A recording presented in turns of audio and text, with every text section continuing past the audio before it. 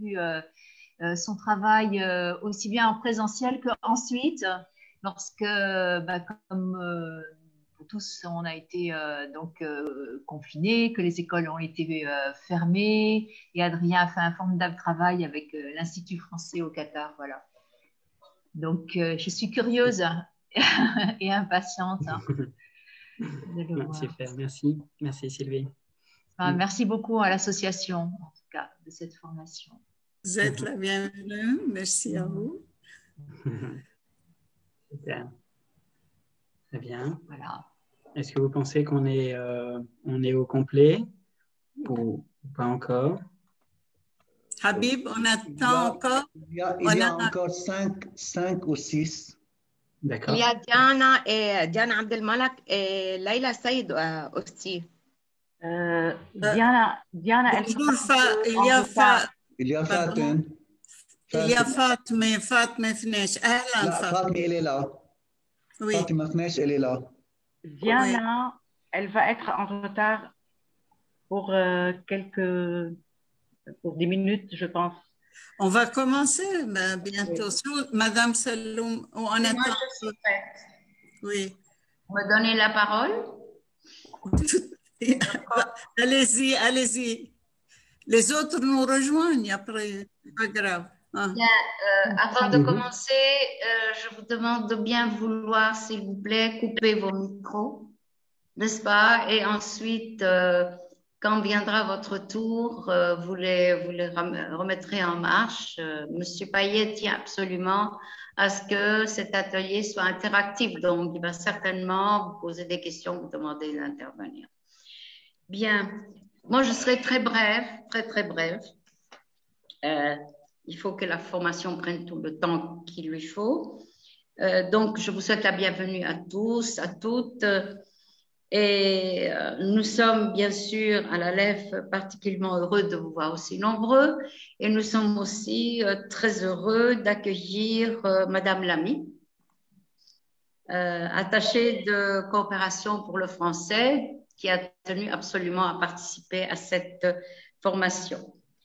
Alors, nous remercions aussi bien sûr M. Payet d'avoir accepté d'animer cette première d'une série de formations que la LEF vous a proposées. Alors, je donne la parole à Mme Maha Husseini, notre collègue, pour qu'elle puisse le présenter. Merci, Madame la Présidente. Bonjour tout le monde. Bienvenue à toutes et à tous. Bonjour, Monsieur Payet. Nous sommes très ravis de votre collaboration avec la LEF dans le cadre de nos activités pour cette année. Chers participants, permettez-moi de vous présenter l'animateur de ce webinaire. Monsieur Payet, vous êtes expert en éducation de renommée internationale. Vous êtes enseignant, comédien et metteur en scène. Monsieur Payet est spécialiste de l'enseignement du français par le jeu et le théâtre. Il publie en 2010 chez Clé International l'ouvrage Activités théâtrales en classe de langue et anime des formations de formateurs et des missions d'expertise dans une 50aine de pays.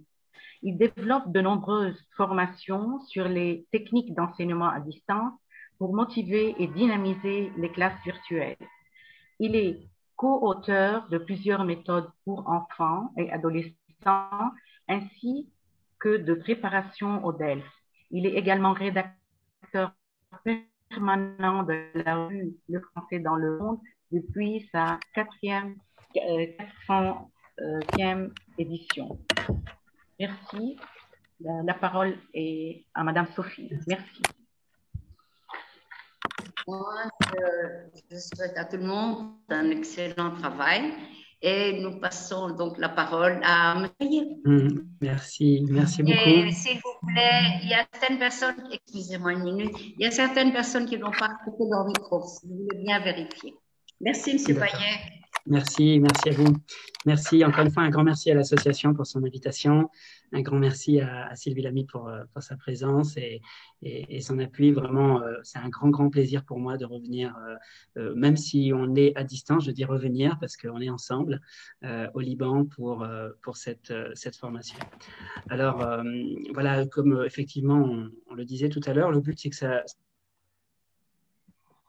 cet atelier soit le plus pratique possible, ludique aussi, vous allez voir, on va passer un bon moment, et que ça vous donne des pistes et des outils concrets pour bien animer des activités théâtrales dans vos classes virtuelles. Hein, on est vraiment là axé sur la pratique du théâtre, mais dans cette configuration à distance.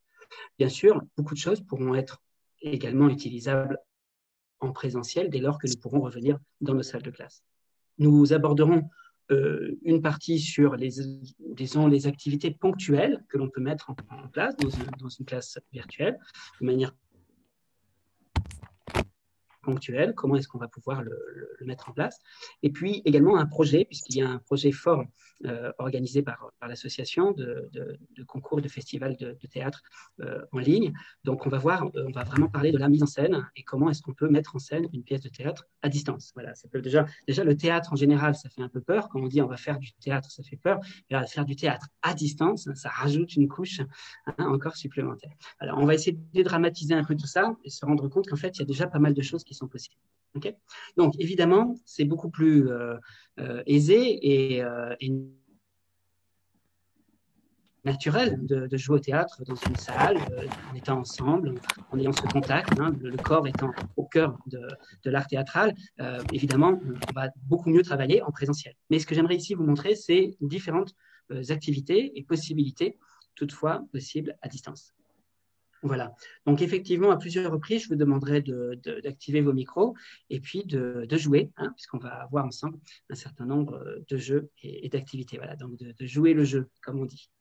Alors, peut-être vous devez me donner le rôle d'animateur pour que je puisse partager l'écran. Voilà, il me semble. Alors, voilà, c'est bon. Très bien. Donc, voilà, on va retrouver pas mal d'activités, effectivement, de mon livre Activités théâtrales en classe de langue, qui sont, disons, adaptées, transformées à ce nouveau dispositif d'enseignement à distance. Donc, je vous donnerai le PowerPoint. Hein, à la fin, vous aurez tous ce PowerPoint disponible. Hein, donc, je vous le transmettrai pour que vous puissiez garder les différentes notes et les différentes activités. Donc, on va voir concrètement quel type d'activité proposer aux apprenants de français langue étrangère à distance. Dans un premier temps, on va voir des jeux de groupe et des jeux de dynamisation. Hein, on va voir comment dynamiser, rendre actifs nos apprenants à travers des petits jeux théâtraux. Et ensuite, nous aborderons les jeux de rôle théâtralisés, donc effectivement des mises en situation et des scénettes, on appelle aussi des sketchs, de théâtre en français langue étrangère. Et dans un dernier temps, on abordera la mise en scène et ses particularités à distance. Donc on commence par le début, la dynamisation. Ça va être une suite de jeux disons, un certain nombre de jeux de groupe en interaction où les apprenants travaillent non seulement la langue française, mais aussi leur capacité de concentration, leur capacité d'écoute, d'attention, la confiance entre les membres du groupe, tout ça à travers un certain nombre de petites actions très courtes à mener, très simples, avec ou sans parole d'ailleurs. Hein. Mais le but, ça va être vraiment de rendre nos apprenants actifs, dynamiques et qu'ils osent agir face aux autres. Hein. C'est vraiment ça la priorité. Puisqu'on sait que la cohésion de groupe est indispensable à toute activité en classe. Si nos apprenants n'ont pas confiance les uns envers les autres, s'il n'y a pas de cohésion de groupe, ils n'oseront pas et ne feront pas, ça va créer des blocages et on ne pourra rien faire dans la classe. Donc c'est vraiment la priorité, c'est de réussir à créer cette cohésion de groupe et ça se fait à travers ces jeux de dynamisation. Donc généralement, on essaye de commencer tout de suite, hein, dès la leçon 0, dès le tout début, pour dédramatiser, pour oser, pour donner aussi un rythme à notre cours, pour montrer aux apprenants que ce n'est pas ridicule, qu'on joue, qu'on va leur demander d'être actifs. Donc, on va essayer de mettre en place dès le départ, si possible. Hein, bien sûr, c'est possible aussi de l'intégrer au fur et à mesure de l'apprentissage. Ça va être de manière assez ponctuelle. On va le voir, soit au début du cours, Si c'est au début du cours, c'est généralement pour réviser quelque chose, une notion que l'on a appris précédemment. Donc, ça sera une activité de révision. Si c'est au milieu du cours que l'on va faire ce jeu, alors ça serait pour mettre en application ce que l'on est en train d'apprendre, mettre en mouvement, mettre en geste. On va le voir très concrètement tout à l'heure. Et si c'est à la fin du cours, alors de la séance, alors ça va être pour valider, ça va être pour vérifier que les apprenants ont correctement compris les différents éléments que nous avons appris dans ce cours, que ce soit des points grammaticaux, lexicaux, phonétiques, de communication. On va le valider à la fin à travers une activité théâtrale. Ces jeux, ils sont très courts. Ça dure entre 5 et 10 minutes, grand maximum. C'est vraiment quelque chose de très court. Alors, j'ai envie de commencer. On va voir aussi donc différents sous-objectifs, donc notamment la briser la glace. Hein. On va le faire entre nous déjà, de se présenter au groupe à travers un geste. Oser demander aux autres de faire, proposer aux autres un geste pour se présenter au groupe. On connaît tous les mains moites que l'on ressent quand on va bientôt avoir notre tour de parole. Hein, c'est bientôt à nous de parler, on se sent mal parce qu'on n'ose pas prendre la parole. Là, on va dédramatiser tout ça et on va offrir avec un geste notre présentation au groupe. Alors, on va le faire très rapidement, d'accord ? Habituellement, ça se fait donc en présentiel, en cercle. On fait un grand cercle et les apprenants vont se présenter à tour de rôle avec juste leur prénom et un geste. Et tout le groupe va répéter le même prénom et le même geste. D'accord ? Alors concrètement, levez-vous. Vous allez debout assez souvent. Hein. Allez-y, levez-vous, mettez votre micro. Activez votre micro et levez-vous. Commencez là. Et OK. Hein ? Très bien, vous mettez votre micro. Je vais vous dire, par exemple, je m'appelle Adrien avec ce geste et vous allez tous répéter bonjour Adrien avec le même geste. D'accord ? Le même geste et la même intonation. OK ? C'est parti. Je m'appelle Adrien. À vous. 2, 3. Bonjour. Bonjour Adrien. Bonjour Adrien. Je m'appelle Adrien. Super. Je m'appelle Rima. Alors, allez-y, Leïla, à vous. Faites un geste, un autre geste. Hein. Ouvrez grand. Bonjour Adrien. Laïla. OK. Laïla ici. Laïla Saïd. Laïla Zahab. Laïla Zahabi. Voilà. D'accord. Excusez-moi, j'ai des travaux à côté, ça doit faire un petit peu de bruit, je suis désolée. Donc, on va tous répéter. Laïla. OK. Bonjour. Bonjour Laïla. OK, super. Marianne, allez-y, dites aussi le nom de votre ville peut-être, hein. Comme ça, si vous venez de différentes villes, ça peut être sympa de le découvrir. Je m'appelle Marianne de, et vous dites la ville, allez-y. D'accord. Je m'appelle Marianne de Jaïta. OK, 2, 3. Bonjour Marianne de Jaïta. Bonjour Marianne de Jaïta. OK, très bien. Maya, à vous. Oui, salut. Je suis Maya, je viens du Koura. D'accord. Et allez-y, faites un geste. Je fais un geste, mais vous ne m'avez pas vu. Alors, je ne sais pas quoi faire. Salut. Oui, comme ça. D'accord, très bien. Bonjour Maya. Bonjour Maya de Koura. Ok, très bien, super. Dola, Doya ou Dola, je ne sais pas comment ça se prononce. Dolla. Allez-y. Dolla. Oui, c'est Dolla. Je m'appelle Dolla, je viens de Beyrouth. Ok, bonjour Dola. Bonjour Dola. Bonjour Dola. Très bien. Bon, on va pas faire tout parce que là, on n'a que 2 heures et je vais vous montrer plein d'activités différentes. Mais vous voyez, le principe, ça va être déjà de commencer à faire bouger un peu les apprenants, leur faire se rendre compte que c'est possible de bouger, même devant une webcam. Hein, d'enlever cette idée que si on est devant la webcam, c'est uniquement pour utiliser l'ordinateur, c'est uniquement pour écrire. Non, on va pouvoir bouger. Je suis désolé, j'ai des gros travaux juste à côté. J'espère que vous m'entendez correctement. Ça va? Oui. Ouais. Excusez-moi. Ils sont en train de construire un édifice, ça tombe un petit peu mal. Donc, on est limité au niveau spatial par ce que la webcam peut nous peut proposer en termes de champ de vision, mais tout de même, on va pouvoir faire plein de choses. D'ailleurs, de manière générale, dans les classes, je vous invite à faire bouger vos apprenants dans vos cours virtuels, en dehors du théâtre. Si la réponse est oui, vous faites lever les bras en l'air. Si la réponse est non, ils font une croix. Rien que ça, déjà, ça va les habituer à être un petit peu plus actifs devant la webcam. Est-ce que ça va bien? Réponse? Oui. Ouais, ok, c'est bien. Oui. Hein? Très Donc, bien. créez des petits rituels, également gestuels, pour dynamiser vos cours, hein, et faire comprendre à vos apprenants que c'est possible. Donc là, c'est une activité brise-glace. Ensuite, on va avoir des jeux pour travailler la concentration, travailler l'écoute. Alors parfois, c'est mêlé d'ailleurs à de la bonne compréhension ou à identifier un son au niveau phonétique. Hein. Par exemple, ici, alors, il existe encore une fois plein de jeux possibles. Là, j'avais envie de vous montrer un jeu qui s'appelle Tonton, Tintin, Tantan. C'est pour travailler sur les nasales. Donc, à la fois, les apprenants vont être amenés à bien séparer ces différentes nasales et à oser, encore une fois, un tout petit geste, une toute petite action, mais oser proposer quelque chose au groupe. D'accord? Donc, par exemple, si je vous dis Tintin, vous allez regarder comme ça sur le côté, tous en même temps, vous allez regarder sur le côté et vous allez dire « Milou, tu es où ?» D'accord? Alors, allez-y, Tintin. Milou, tu es où? Milou. Hein, voilà, la même phrase ensemble. Si je dis tonton, par exemple, vous pouvez faire un tonton un peu fatigué, énervé, qui dit « Oh, elle est dure la vie !» Allez-y, tonton.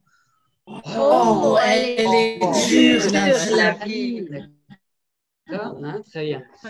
Tantan, ça va être quand on passe devant une bonne boulangerie et qu'on voit un gâteau et on dit c'est tentant, donc on dit miam miam. Miam miam. Vous avez mémorisé? C'est aussi un travail de mémorisation. Tintin, Milou, tu es où? Oui. Tonton, oh, elle est dure la vie. Voilà.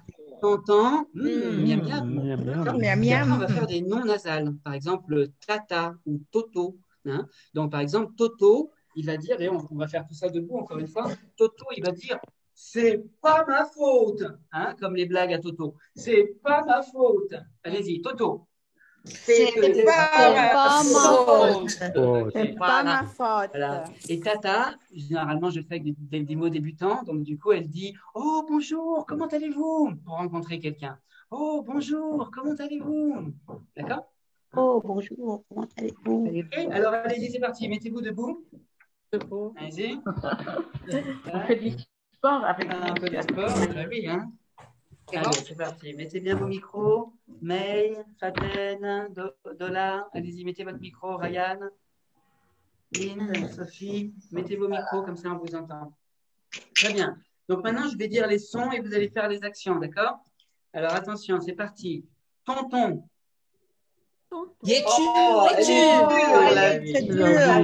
Ça va, personne n'a dit Milou, tu es où, c'est bien. Tata. Tata. Bonjour. Comment allez-vous? Comment allez-vous? Tintin.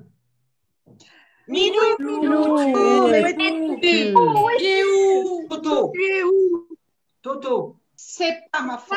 C'est pas ma faute. C'est pas ma faute. Pas ma faute. Tintin.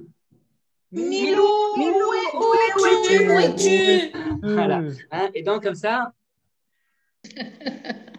Ça sera très difficile. Et en même temps. Entre gestes et mots, c'est pas Pardon? facile. Comme entre gestes et mots, ça sera Voilà, pas entre facile. gestes et mots. Mais justement, on va voir que le geste permet de mieux séparer les différents sons et va nous aider à mieux interpréter ces différents sons, mieux se les approprier. On va le voir concrètement.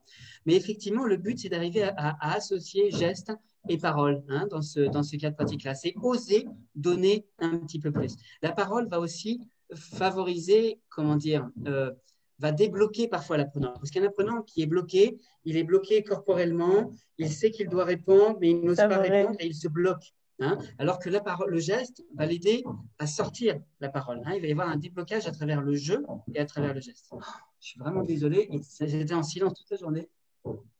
Et là...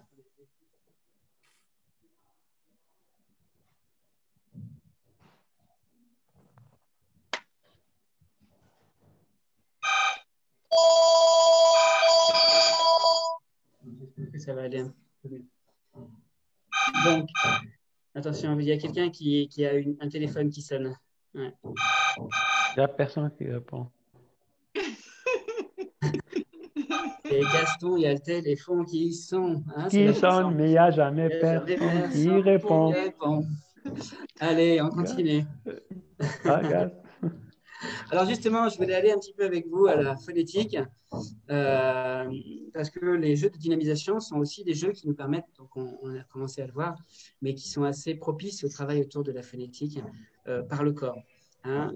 L'idée, c'est de ne pas être toujours dans l'intellect, mais oser ressentir ce que l'on apprend. Ça, c'est vraiment le cœur de ce que je propose dans l'activité théâtrale en classe de langue et dans les formations de formateurs autour de ce thème. Ça va être d'être davantage dans le ressenti et moins dans l'intellect. Arriver à s'approprier la langue française à travers le jeu et à travers le ressenti. Hein. Donc, par exemple, on peut éviter déjà dans vos cours en général, éviter l'activité ultra traditionnelle qui fait activité 1, numéro 1, écoute et coche le tableau. Vous connaissez l'activité phonétique. Hein, et donc là, on entend coucou, alors il faut cocher le son OU. Salut, il faut cocher le son U. Bon, au bout d'un moment, on se dit, c'est un petit peu endormant. Nous, on va essayer de le faire de manière plus dynamique, hein, à travers des gestes. Quand on entend le son U, on va lever les bras en l'air comme dessus. Quand on entend le son OU, on va baisser les bras comme dessous. D'accord ? Ça, c'est quelque chose que vous pouvez faire sans faire de théâtre, simplement dans vos cours, pour rendre la dynamique un petit peu plus forte, hein, au moment de travailler la prononciation et la phonétique. D'accord ? Donc, on identifie le son U comme dessus et le son OU comme dessous. Ensuite, vous pouvez utiliser des textes de théâtre, comme par exemple « Sans, dessus, dessous » de Raymond DeVos. DeVos, oui. Donc là, vous allez avoir des super textes, alors plein de jeux de mots, très difficiles à comprendre pour les apprenants, mais ce n'est pas grave, parce qu'on ne travaille pas la compréhension orale, on travaille la discrimination phonétique, hein, entre les sons U et les sons OU. Donc, ce n'est pas très grave s'ils ne comprennent pas tout. Ce qu'il faut, c'est qu'ils lèvent les bras quand ils entendent U et qu'ils baissent les bras quand ils entendent OU. Donc, on peut essayer. Oui. Mon appartement est sans dessus. Vas-y. Dessous. Tous les habitants du dessous aimeraient habiter au-dessus. Tout cela parce que quelqu'un est allé raconter par en dessous que l'air que l'on respirait au-dessus était meilleur que l'air que l'on respirait en dessous. Alors là-dessus, hein, et puis après, ça commence toute une histoire, etc. Donc, il continue son histoire avec plein de jeux de mots et il va y avoir à chaque fois, donc ils vont se taper dessus, comme ils étaient tous les dessous, il y en a un qui a pris le dessus. Donc, il y a toute une histoire comme ça avec plein de jeux de mots autour du son U et du son OU. À vous de le faire jouer, de le faire interpréter à vos apprenants à travers du geste. Encore une fois, c'est se débloquer. On ne pourra pas jouer au théâtre tant que nos apprenants seront bloqués corporellement. Donc, ça va être important de faire ce type d'action. Autre chose qui peut être intéressant, c'est de travailler sur les nasales. Est-ce que les nasales vous posent problème parfois avec vos classes? Bien sûr. Hein, c'est difficile souvent, hein, c'est difficile. Les un, en, on, et encore une fois, même uniquement de les reconnaître, hein, de faire cette discrimination de base, de savoir un, en et on, déjà c'est difficile. Donc, on va essayer de vivre davantage les nasales, hein, à travers notre corps et déjà à travers une interprétation. Je vais déjà vous demander de jouer et de ressentir ce que vous jouez, d'interpréter vraiment quelque chose. D'accord? Alors, levez-vous.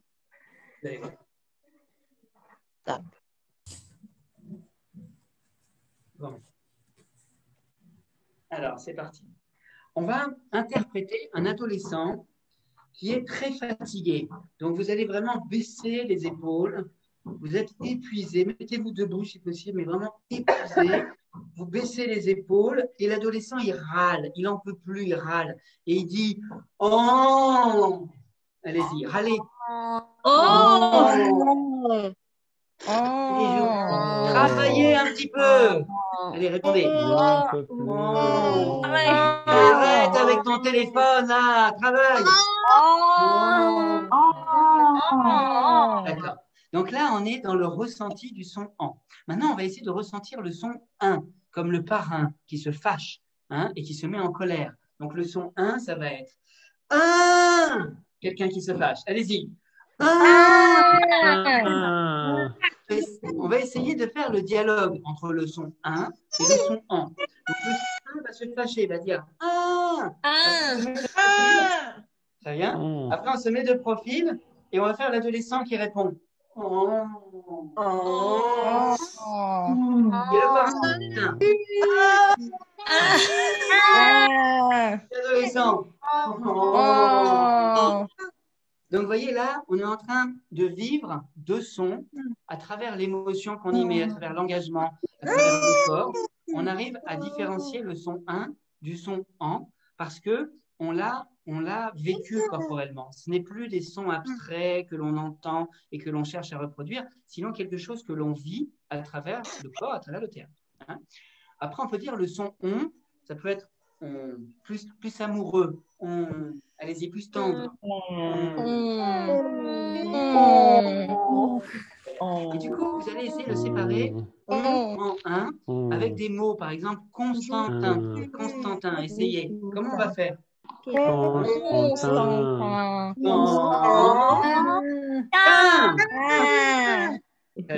Confinement. Confinement, allez-y. Vous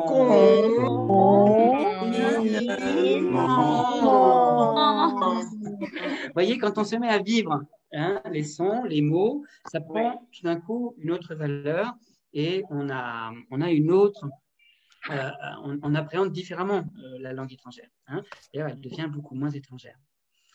Voilà, donc tout ce type de jeu, vous pouvez le mettre en place. L'association, bien sûr, de gestes et de sons. Je fais souvent avec les adolescents l'épée de Dark Vador, enfin l'épée dans la guerre des étoiles pour le son J. J, J. Donc là, on va vraiment travailler sur le son J en associant avec une image qui nous parle, comme l'épée, par exemple, dans le film La guerre des étoiles. Ou alors, ch, pour le son ch, ch. Donc ensuite, c'est pareil, vous faites des phrases. J'ai un jeune cheval jaune. Et donc là, vous allez effectivement utiliser des phrases qui reprennent les sons et vous allez associer avec des gestes. Tout ça, ce sont des petits jeux de phonétique corporelle que vous pouvez utiliser et qui fonctionnent très bien. Voilà, donc il y a plein de petits jeux comme ça. Jules a dit, c'est comme Jacques a dit, mais avec des sons. Donc si vous dites Jules a dit tout, l'équipe ou va lever les bras en l'air. Et si vous dites juste coucou, sans dire Jules a dit avant, il ne faut pas lever les bras en l'air parce qu'on n'a pas dit Jules a dit avant. Ça, c'est des petits jeux comme ça. Donc, il y a l'équipe des OU et l'équipe des U. Ils doivent juste lever les bras. Vous séparez à distance une partie sur la gauche dans votre écran, l'équipe des U, et sur la droite, admettons, l'équipe des OU.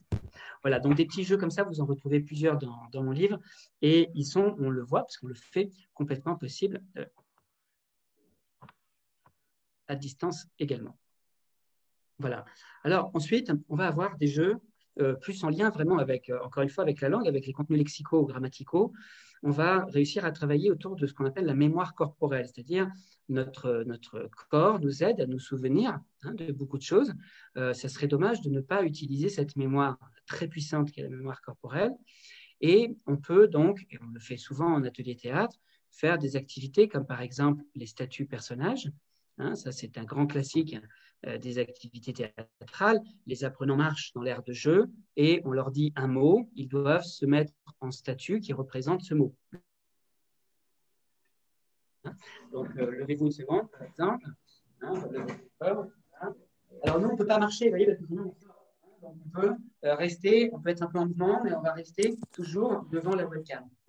Et tout d'un coup, je vous dis éléphant. Alors, allez-y, vous devez vous mettre en éléphant. Et là, chacun va trouver une posture pour se mettre en éléphant. Très bien, lune. Allez-y, mettez-vous en lune. Et là, on va chacun trouver une position de lune. Donc là, ça va être du vocabulaire. Après, ça peut être des notions plus abstraites. Liberté, par exemple. Comment est-ce que vous allez représenter la liberté? Voilà. Comment on représente la liberté? Amour, etc. Haine. Donc, on peut être aussi sur des notions plus abstraites que l'on va chercher à faire représenter aux apprenants à travers leur corps. C'est ce qu'on appelle les statuts personnages ou statuts concepts. Voilà. Donc, ça va être, par exemple, pour travailler sur un vocabulaire donné, on va demander aux apprenants devant la webcam de mimer pour vérifier qu'ils connaissent ce mot et donc qu'ils sont capables de le vivre. Un petit mot sur ça, parce que je le dis souvent et on peut le faire même en grand groupe, on peut aller plus loin. Remettez-vous debout une seconde, vous allez beaucoup vous lever aujourd'hui. Remettez-vous debout une seconde. Du sport toute la journée, toute l'après-midi. Si je vous dis par exemple, vous êtes une fleur, allez-y, faites-le s'il vous plaît. Si je vous dis vous êtes une fleur, allez-y, mettez-vous en fleur. Vous êtes une fleur, restez en fleur. Statue. Maintenant, vous êtes une fleur délicate. Vous êtes une fleur délicate. Qu'est-ce qui change? Allez-y, délicate. Ok, maintenant vous êtes une fleur fanée. Donc là, vous avez vécu, qu'est-ce qui s'est passé? Pourquoi je vous parle de ça? Vous avez vécu le mot, le nom fleur. Généralement, vous avez eu une représentation visuelle du nom fleur. Qu'est-ce que c'est que fleur? Alors, soit vous avez fait une traduction en arabe de fleur. Comment on dit fleur en arabe? Zahra. Rose Zahra. Donc, soit vous avez fait l'association et vous vous êtes dit, tiens, ok, bon, là c'est un peu difficile parce qu'il n'y a pas vraiment de rapport phonétique. Et donc, vous avez une représentation visuelle de la fleur. Donc, normalement, dans votre tête, en une fraction de seconde, vous avez vu une fleur. Et puis, vous vous êtes mis en position de fleur. Et là, l'animateur a dit, attention, maintenant, la fleur est délicate. Donc, vous avez fait ce petit geste, un petit mouvement qui a représenté pour vous ce qui était délicat. Donc, dans un premier temps, vous avez été dans la représentation de la fleur. Qu'est-ce qu'une fleur? Et puis ensuite, à travers juste un geste, un mouvement, une modification, vous avez représenté la délicatesse, ce qui est pour vous délicat, parce qu'on avait ajouté cet adjectif. Donc, vous avez joué l'action de l'adjectif sur le nom fleur corporellement. Vous comprenez? Donc là, l'adjectif, ça devient beaucoup plus intéressant. Parce qu'on se dit toujours l'adjectif, est-ce qu'il est placé avant, est-ce qu'il est placé après? Il s'accorde, mais on oublie c'est quoi cet adjectif? Qu'est-ce que c'est délicat?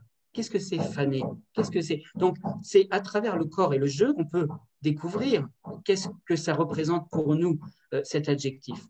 Et du coup, on a encore une fois une autre approche à la langue qui est moins normative de dire il faut faire ça comme ci, comme ça, mais plutôt sensitive, personnelle autour de ce mot, de cet adjectif, de ce verbe.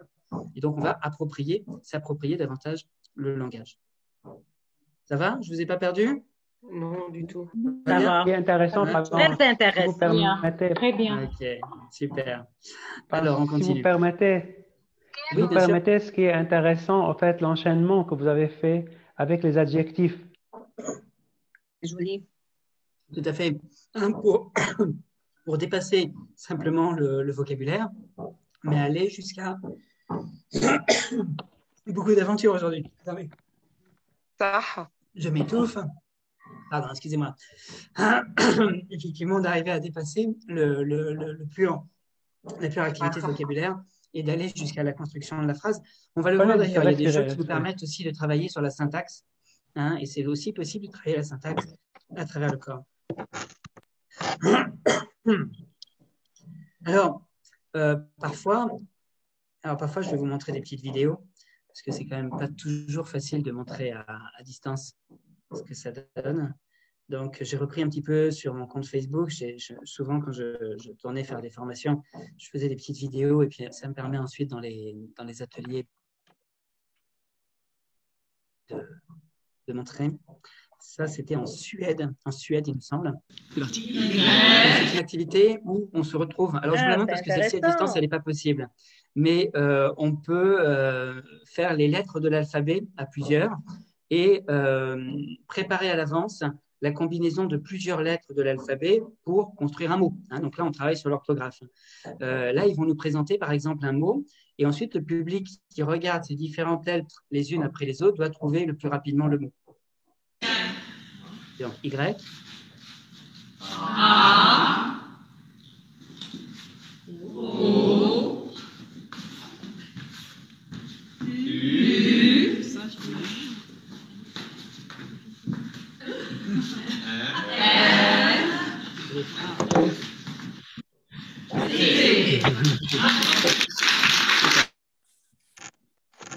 Voilà, donc là, on était sur le mot yaourt, par exemple. Bon, ça, malheureusement, aujourd'hui, c'est un petit peu plus difficile avec les règles d'éloignement, etc. Il faudra trouver d'autres techniques, mais je vous montre quand même comme étant une des choses possibles. De la même manière, on peut travailler, par exemple, sur regarde, le chat dort sur la table. Alors ça, c'est une activité que j'appelle le dictionnaire gestuel, où on va associer chaque mot à un geste. Donc, par exemple, on va se dire, pour certaines notions importantes, on va essayer de chercher un geste.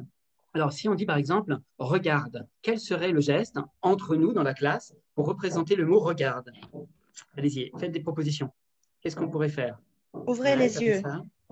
Comme ça, comme ça. Ouais. Regarde. Ah, il y a quelqu'un qui fait comme ça. Ouais. Alors, ça, c'est difficile. On peut faire des gestes avec les yeux. Avec les yeux. Allez, on va essayer comme ça. D'accord? Regarde. D'accord? J'aime bien, il est joli. Regarde. Hein?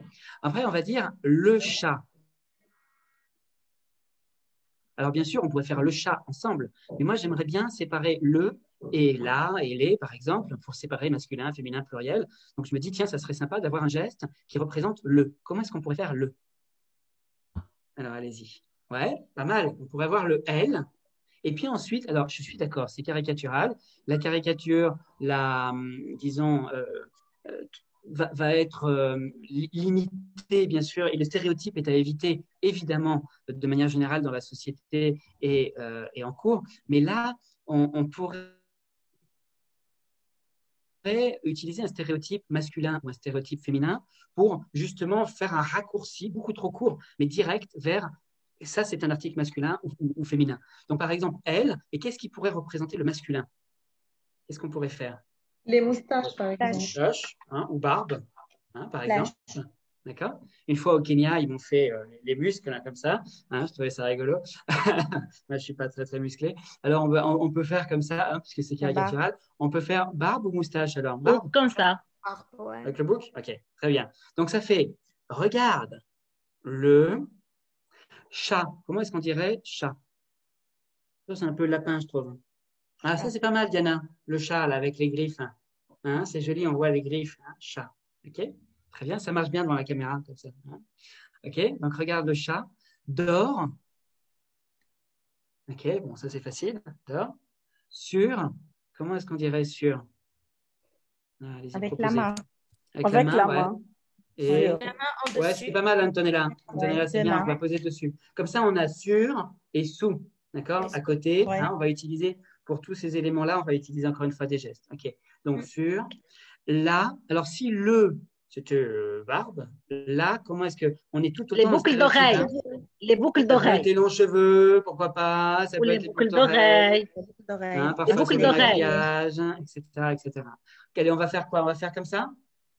Bien les styles. Très bien. Là. OK, donc sur la table. Comment est-ce qu'on va faire table? La table. Table, ouais, comme ça. Ouais, comme ça. Ouais, comme ça. OK, d'accord, comme ça. Allez, on va essayer de le faire. Alors, d'habitude, on le fait en 2 rangées d'apprenants face à face. Et comme ça, on fait un jeu de miroir face à face. Et ils vont dire la phrase gestuelle en même temps pour la mémoire. D'habitude, ça se fait donc en rangée. Là, nous, on ne peut pas se mettre en rangée, donc on va se faire tous ensemble en se regardant. D'accord? On est prêts? On essaye? Vous me suivez? C'est pour la première fois, puis après, on le fera sans parler. D'abord, on va parler et après, en silence. Alors, on essaye. Regarde. Allez-y. Regarde. Le.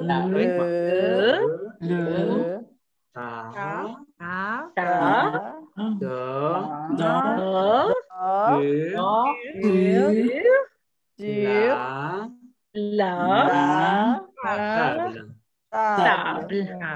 Super. Et maintenant, on va le refaire, mais sans parole, juste avec les gestes. On essaye? Alors, c'est parti. 2, 3.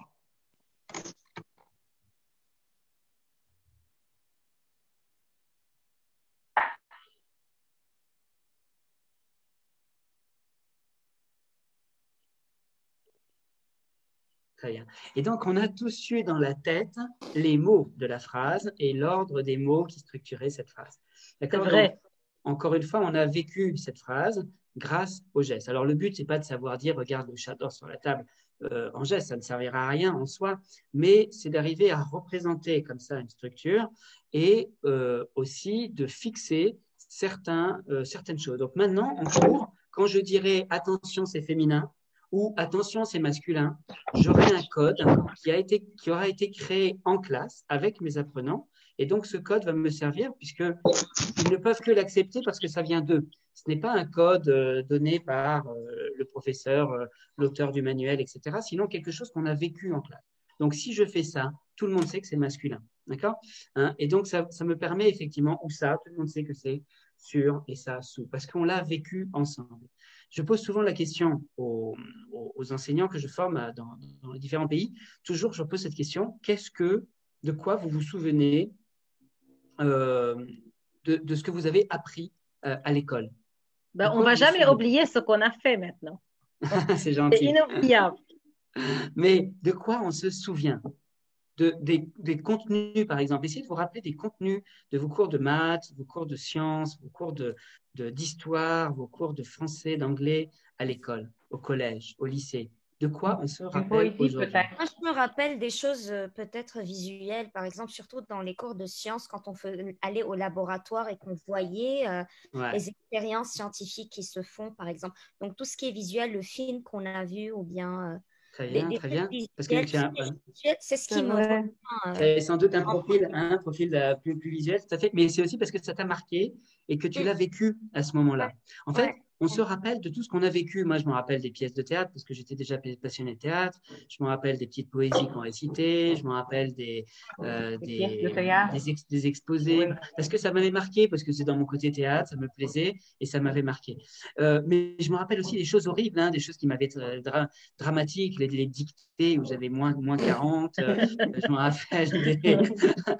rappelle des pires profs et des meilleurs profs.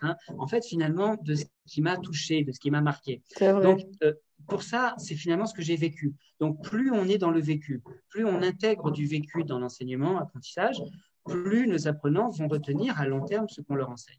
Et c'est là où je pense que le théâtre a une place à jouer, et le jeu, le corps, l'implication, parce que plus on leur propose de s'impliquer à travers le corps, d'être dans le vécu, de ressentir, plus ça va rester à long terme. Donc, même si au final, on ne fait pas de pièce de théâtre, même si on ne monte pas une pièce de théâtre, au moins, ça nous aura servi à marquer nos apprenants sur la durée. Parce que sinon, une fois l'examen terminé, DELF, DALF, baccalauréat ou quoi que ce soit, les apprenants vont mettre à la poubelle de leur mémoire tout ce qu'ils auront appris, sauf ce qu'ils ont vécu.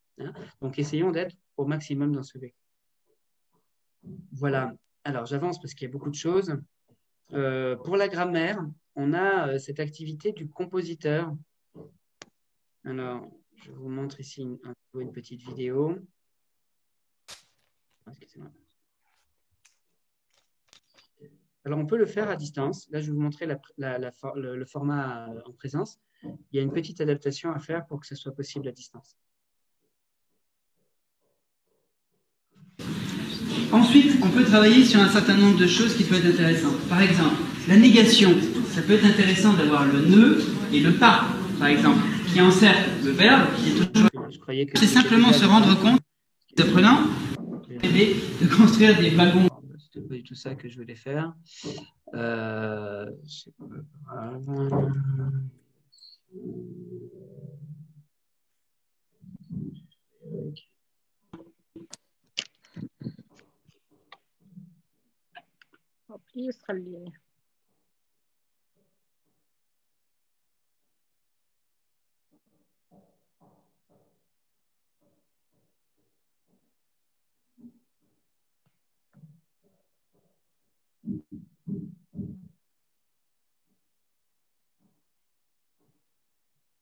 Bon, c'est pas grave.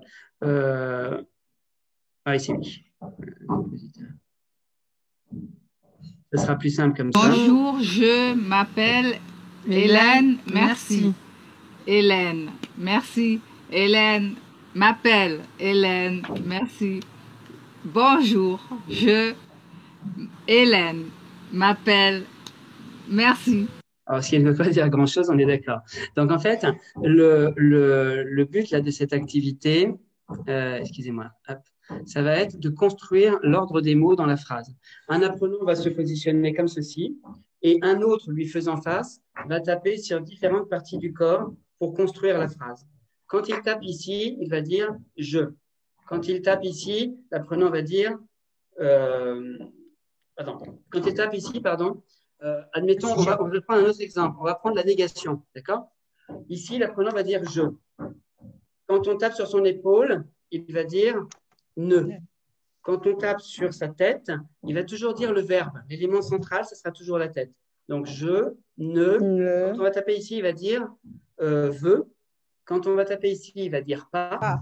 Et ici, travailler. D'accord? Donc, je, ne, veux, pas, travailler. Habituellement, ça se fait à deux. Hein. Il y en a un qui va appuyer sur les boutons, comme sur un instrument de musique, et il va construire la phrase. Je ne veux pas travailler. Et ensuite, on ne va plus toucher les épaules. Donc, ça va faire je veux travailler. On va se rendre compte que le ne et le pas sont les deux éléments, les deux épaules qui encerclent le verbe. D'accord? Donc, c'est grâce à la manipulation, grâce à l'aspect kinesthésique de la manipulation à travers le corps que l'on va se rendre compte, par exemple, de la structure de la phrase négative. D'accord? Ne pas. D'accord? Et ici, le verbe toujours au milieu. D'accord? On peut le faire, mais à distance. Antonella, par exemple. Est-ce que vous pouvez vous mettre debout? Ouais. Ok. Je le vois. Ok, très bien. Éloignez-vous un tout petit peu de la caméra, si vous pouvez. Ouais. Juste un petit peu en arrière. Ouais. Donc ici, on a... Maintenant, au lieu de toucher, parce que je ne peux pas toucher puisqu'on est à distance, donc je vais faire ça. En fait, il faudrait qu'on puisse voir vos mains, si c'est possible. Voilà. Ça, quand je fais ça, vous dites le mot de cette main-là. Quand je fais ça, vous dites le mot ici. Quand je fais ça avec la tête, c'est la tête. Quand je fais ça, vous dites l'épaule. Et quand je fais ça, vous dites l'autre mot. D'accord? Je vous manipule à distance à travers des gestes. D'accord? Ok. Cool. Donc, par exemple, ça va être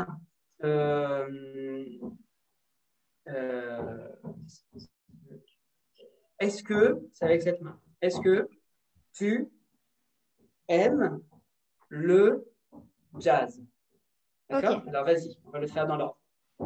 Est-ce que tu aimes le jazz? Maintenant, je vais manipuler autrement. Je vais dire par exemple. Non, tu. Ok, parce qu'il y a la droite, la gauche. Tu aimes le jazz. Ok. Maintenant, j'aimerais que ce soit une intonation montante. Hein, donc, je vais faire comme ça. C'est parti. Ok. Tu aimes le jazz. Ouais, génial. Maintenant, on va faire autre chose. Aime le. Ah non, pardon, je me suis trompé. C'est moi qui me suis trompé. Aimes-tu? Est-ce que tu aimes? Ok. Alors, c'est parti. Aimes-tu le jazz? Ok, hein, très bien. Et donc, on va faire comme ça les différentes intonations. Bravo, très bien. Hein, je vous remercie. Merci. Et là, on a les différentes. On peut l'applaudir, hein, parce que c'est pas facile. Très bien. Donc là, on a les différentes. C'est intéressant. Les différentes structures de la phrase interrogative, par exemple. Hein? Quand maman crie, bébé pleure. Après, on peut faire quand maman pleure, bébé crie. Quand maman pleure, bébé pleure. Quand bébé pleure, maman crie. Et on va pouvoir aller comme ça dans tous les sens. D'accord? Donc, à vous de trouver des phrases qui peuvent porter du sens. Ou alors, je suis allé à la plage aujourd'hui. Aujourd'hui, je suis allé à la plage. On va se rendre compte que le complément de temps peut se mettre au début ou à la fin. Hein? Parler d'un grand homme ou d'un homme grand, à la place de l'adjectif, on va se rendre compte que ce n'est pas la même chose. Donc, tout ce qui va être comme ça au niveau structurel dans l'ordre de la phrase, on va pouvoir, encore une fois, pas toujours, mais de temps en temps, aussi l'utiliser à travers le corps et pas uniquement à travers l'écrit ou l'image. D'accord? Voilà. Génial. Bien. Alors, on retourne sur le PowerPoint.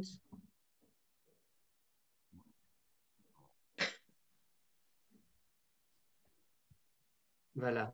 Hein, donc, tous les jeux de miroir, effectivement, vont être intéressants pour travailler sur la cohésion de groupe, oser faire la même chose que son interlocuteur.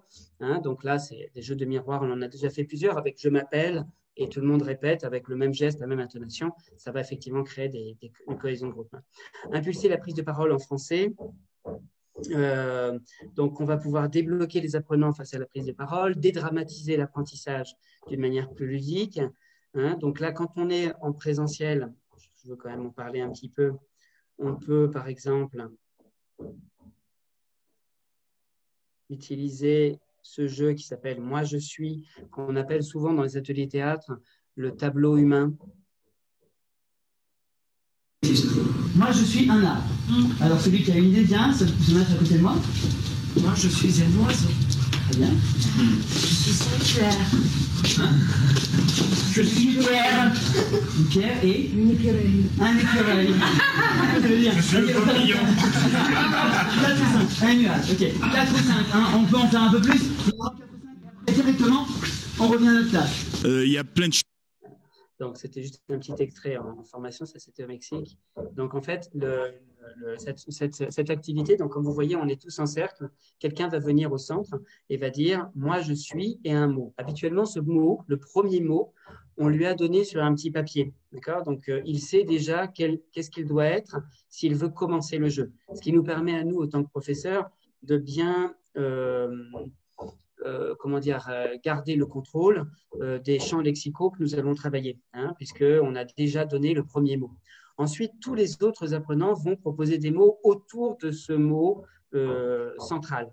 Donc, si quelqu'un dit « je suis un arbre », effectivement, on va avoir tout ce qui a trait à la nature, hein, les plantes, les fleurs, les oiseaux, etc. Tout ça va venir... tous les apprenants vont venir au fur et à mesure se mettre en une statue à côté de l'arbre pour représenter un mot qui est en lien avec cette thématique. Hein. Si je dis par exemple « je suis la mer », et là on va avoir des poissons, des bateaux, des requins, etc. etc. D'accord ? Encore une fois, sur les niveaux débutants, on va travailler sur des notions concrètes, des objets que l'on peut, par exemple, je suis une trousse, et tout le monde va venir en disant je suis le stylo, je suis la gomme, je suis, etc. Sur des apprenants de niveau supérieur, on va travailler plutôt encore une fois, sur des notions abstraites. Hein, comme je disais tout à l'heure, je suis la liberté, puis là, il va y avoir plein de choses qui vont venir autour de la liberté, tout plein de notions qu'on va pouvoir avoir autour de la liberté. Hein, je suis la jalousie. Alors, qu'est-ce qu'il y a autour de la jalousie ? On va travailler aussi sur la synonymie à ce niveau-là également. Donc voilà. Donc ça, c'est vraiment une activité où l'apprenant, on va solliciter son envie de participer et sa production orale. Parce qu'il arrive en disant « je suis » et il sort un mot qu'il connaît. D'accord ? Peut-être, les apprenants les plus timides vont se dire « j'ai pas envie, j'ose pas, j'y vais pas. À la limite, je fais la dernière branche de l'arbre, peut-être. Ou alors, je viens pas du tout parce que je me sens pas à l'aise dans cet exercice. » Est-ce que c'est grave si un apprenant ne vient pas alors que, par exemple, on a dit je suis une trousse et puis il y a eu des gommes, des crayons, etc. L'apprenant pense à stylo, parce que vous voyez, il y a une association d'idées. Il n'y a pas une heure limite pour je pense à un autre. La remise de forms, parce que moi, je suis en train de regarder les paramètres de forms, start date et end date, je ne les ai pas cochés. Il y a quelqu'un qui parmi les Sivim, s'il te plaît, tu dois désactiver ton micro. Oui, peut-être désactiver votre micro si vous parlez à côté. Désolée. Voilà, pas de souci, merci. Je ne voyais pas trop le rapport, du coup, je me suis posé la question. Donc, effectivement, l'apprenant qui n'ose pas participer parce qu'il a honte, parce qu'il se sent mal à l'aise, etc., il va entendre crayon, il va penser stylo dans sa tête, mais il ne va peut-être pas jouer le stylo parce qu'il trouve cela ridicule. Est-ce que c'est grave s'il ne vient pas jouer le stylo? Non. Pourquoi ce n'est pas grave? Il va observer les autres. Parce que il va observer les autres. En observant les autres, déjà, il participe.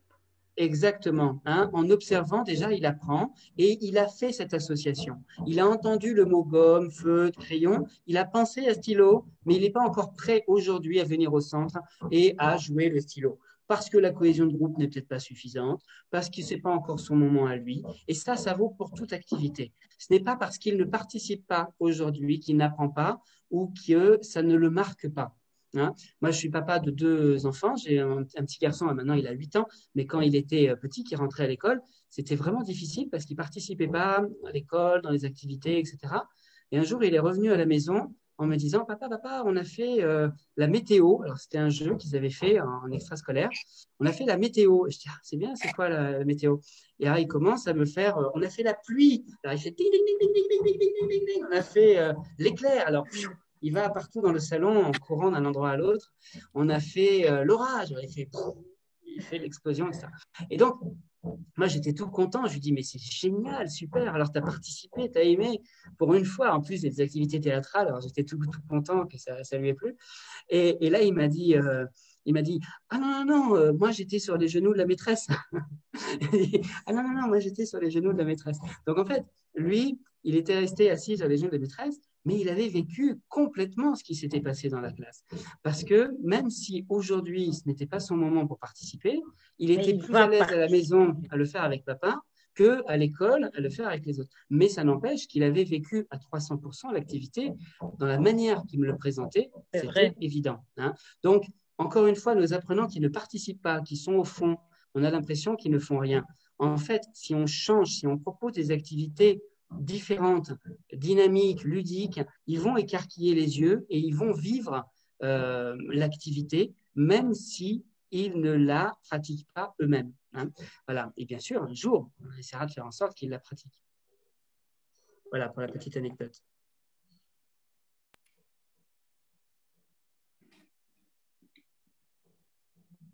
Alors, on continue. Il faut que j'avance un petit peu parce que je vois que le temps passe. Au théâtre, on ne force jamais un apprenant à jouer. Ça, c'est vraiment une règle. On va l'encourager, on va le solliciter, on va faire plein de techniques. Donc, il y en a beaucoup dans mon livre, vous verrez, pour favoriser la participation. En créant des petits groupes, en faisant en tirant au sort de manière aléatoire pour que ça soit ludique, hein, que ça tombe sur nous, en faisant des ordres de passage rigolos. Il y a plein de techniques pour les faire participer, que ce soit au théâtre ou à d'autres choses d'ailleurs. Mais on essaye de ne jamais les forcer. Si vraiment un apprenant ne veut pas, alors c'est pas grave. Par contre, je leur demande d'être présents dans le jeu, dans l'activité. Je ne veux pas des apprenants qui sont, par exemple, en dehors du groupe. Quand on fait un cercle, on fait une activité langagière, on fait une activité, un jeu pour travailler la langue et jouer au théâtre. Mais s'il y a quelqu'un à l'extérieur du groupe qui nous regarde d'une manière négative, qui porte un jugement sur ce qu'on fait dans le cercle, dans le groupe, alors ça va être très problématique parce qu'on n'arrive pas à construire cette cohésion de groupe dont on parlait au début et ça va bloquer tout le monde. Donc, quand quelqu'un ne veut pas faire une activité, je ne le force pas à parler, à faire le geste, à faire ce qui est demandé dans la consigne. Par contre, je le demande de rester avec nous dans le groupe et de ne pas sortir du groupe. Ou s'il sort du groupe, il sort de la salle, hein, de manière à garder toujours cette cohésion indispensable au bon fonctionnement d'un atelier théâtre ou d'un cours intégrant le théâtre. Voilà, on arrive ensuite à la deuxième partie, hein, donc qui est les jeux de rôle. Très souvent, quand on pense à théâtre, on pense tout de suite aux jeux de rôle, aux sketchs, voire même tout de suite à la représentation théâtrale. Tout ce que l'on a vu jusqu'à présent, c'est déjà du théâtre. Hein. C'est des jeux, préparation à l'acteur, qui sont utilisés, transformés, modifiés pour des apprenants de français langue étrangère. Mais c'est déjà du théâtre. Si vous demandez aux apprenants immédiatement de venir de leur chaise au tableau pour jouer une scénette, il y en a beaucoup qui vont se bloquer parce qu'on ne les a pas préparés à agir, participer, oser présenter quelque chose devant les autres. Donc, tous ces jeux de dynamisation que nous avons vus jusqu'à présent sont la base et indispensables avant de proposer un jeu de rôle en classe de langue, hein, pour éviter les blocages. Est-ce que vous avez des questions peut-être avant qu'on passe au jeu de rôle? Ça fait déjà un petit moment. Est-ce que vous avez des questions sur ce qu'on a vu jusqu'à présent? Ça va? Les sons là, des marteaux au-dessus de ma tête, vous empêchent de comprendre ou ça va? Non, ça va. Okay. Non, ça va, c'est intéressant. Ouais. Merci, c'est gentil. Très bien. Alors, continuons. Si c'est intéressant.